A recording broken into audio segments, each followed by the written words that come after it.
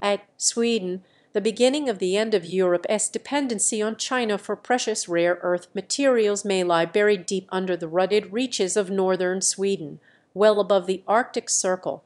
Sweden's iron ore miner LKAB said Thursday it has identified significant deposits in Lapland of rare earth elements that are essential for the manufacture of smartphones, electric vehicles, and wind turbines. The government-owned company that mines iron ore at Kiruna, almost 1,000 kilometers, nearly 600 miles north of Stockholm, said there are more than 1 million tons of rare earth oxides. According to LKAB, it is the largest known deposit of its kind in Europe, but the company warned that it could take at least a decade before mining starts. Swedish Industry Minister Ebba Busch called Sweden a gold mine following the discovery. Her announcement came as the European Union's executive, the European Commission, puts the finishing touches to a proposal for its Critical Raw Materials Act that should help developing reliable and solid supply chains. Rare earths now reach into the lives of almost everyone on the planet, turning up in everything from hard drives to elevators and trains.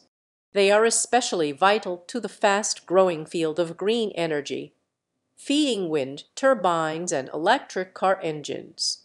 But the EU is lagging well behind competitors on the market, getting around 98% of its rare earth minerals from China, with none of them mined in Europe.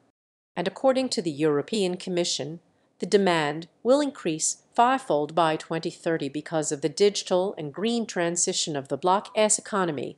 Internal Market Commissioner Thierry Breton has warned that the EU's ambition to become the first climate-neutral continent is at risk without a secure and sustainable access to raw materials. Our twin green and digital transition will live or die through the functioning of our supply chains. Take China, with its quasi-monopoly on rare earths and permanent magnets and prices rising by 50–90% in the past year alone. The EU is also eager to learn from the past and reduce one-sided dependencies like the one it developed on Russia for oil and gas, only starting to cut ties recently after the war in Ukraine started with Moscow's full-scale invasion on Feb 24. This must change, said Busch. In the short run, we need to diversify our trade, but in the long run we can rely on trade agreements only. Electrification, the EU's self-sufficiency and independence from Russia and China will begin in the mine. Exploration won't start for years, even if permits are delivered very fast.